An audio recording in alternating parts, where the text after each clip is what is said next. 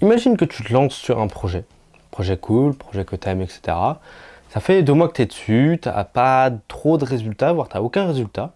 Et voilà, ça commence quand même un petit peu à monter.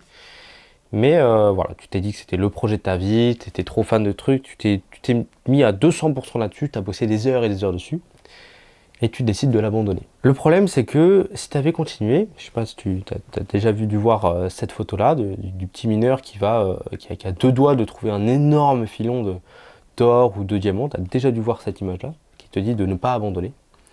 Ben, ce problème-là, c'est un problème majeur dans la plupart des entrepreneurs. La plupart des entrepreneurs ont ce problème-là.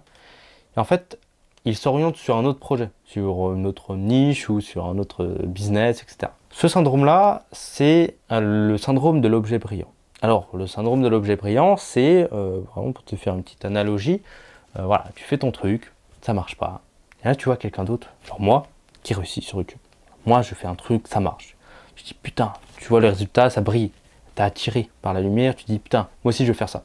T'abandonnes tout ton projet.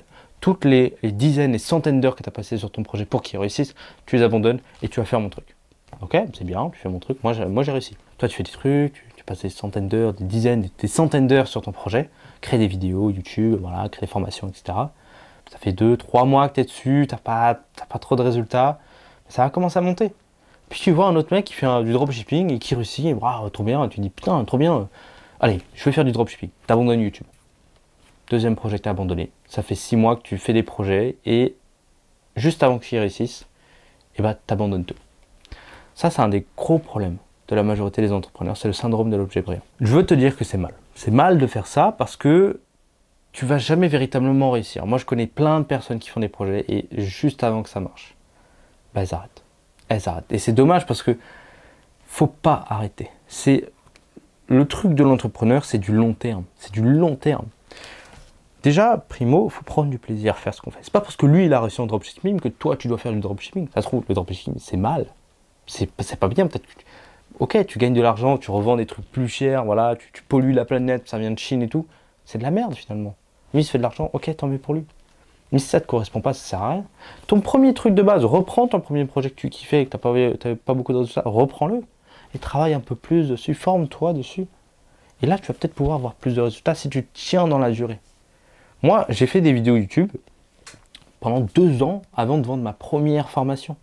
Pendant 2 ans, j'ai fait des vidéos YouTube. Et c'est que aujourd'hui, que maintenant, que j'ai des revenus passifs et que je vends des formations sans rien faire. Là, à tout moment, je peux recevoir une notif de paiement de Stripe. C'est parce que j'ai continué dans la durée. Et j'ai continué dans la durée parce que j'aimais ça. À la base, j'aimais ça. Le processus que j'ai de créer des vidéos YouTube, de former les gens, j'aime ça. Donc ça ne me dérange absolument pas de faire ça, on va dire gratuitement, sans avoir en tout cas de résultats derrière. Parce que je sais qu'au bout d'un moment, je vais avoir des résultats. Et plus le temps va passer, plus je vais avoir des résultats. Les grosses chaînes YouTube, MrBeast, il a commencé à 0 abonnés.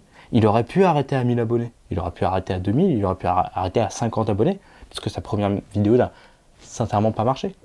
Oui, il aurait pu arrêter. Mais il a continué. Et aujourd'hui, il a 200 ou 300 millions d'abonnés sur YouTube. Et chaque jour, il gagne peut-être 500 000, 1 million d'abonnés. Chaque jour. Parce que c'est sur la durée qu'il a réussi. Et c'est ce que toi aussi tu dois faire. Là, tu as ton projet. Continue, avance. Mais concentre-toi uniquement sur ton projet. Pas parce que moi je réussis sur YouTube, pas parce que tel il réussit en dropshipping, pas parce qu'il y en a un qui fait du Facebook et ça marche. Non, concentre-toi sur ton truc et tu vas finir par y arriver.